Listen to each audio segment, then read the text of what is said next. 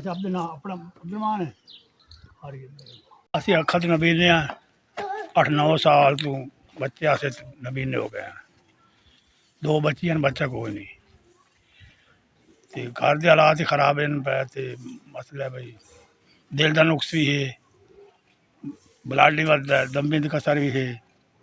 फराज अरकान भी है शुगर भी है वो बच्ची ठिकाने लानी अल्लाह ताला खाल अदा कर दे बड़ी मेहरबानी माँ अखा तो नबीना बच्चियाँ मेरी हैं बच्चों ठिकाने लाने और इसके बाद मेरा कोई इमदाद करने वाला कोई नहीं तो लिहाजा दिल का नुक्स ही है शुगर का मरीज भी हाँ मेरा कोई कमाने वाला कोई नहीं मैं बच्चे का फर्ज अदा करना है मेहरबानी कोई हो सकती है तो मेरा कोई कमाने वाले कोई नहीं बच्चियाँ हैं बच्चा कोई नहीं लिहाज मेहरबानी कर मैं बिलाल के घर बैठा राशन ऐसे राशन पहुँचाया है इंशाअल्लाह ताला मेरी उम्मीद तो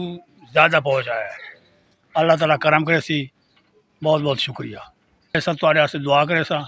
इन्ना वास्ते जिन्हें मेरे लोगों की खिदमत की है ऐसे मेरा शुक्रिया बहुत बहुत मेहरबानी जी।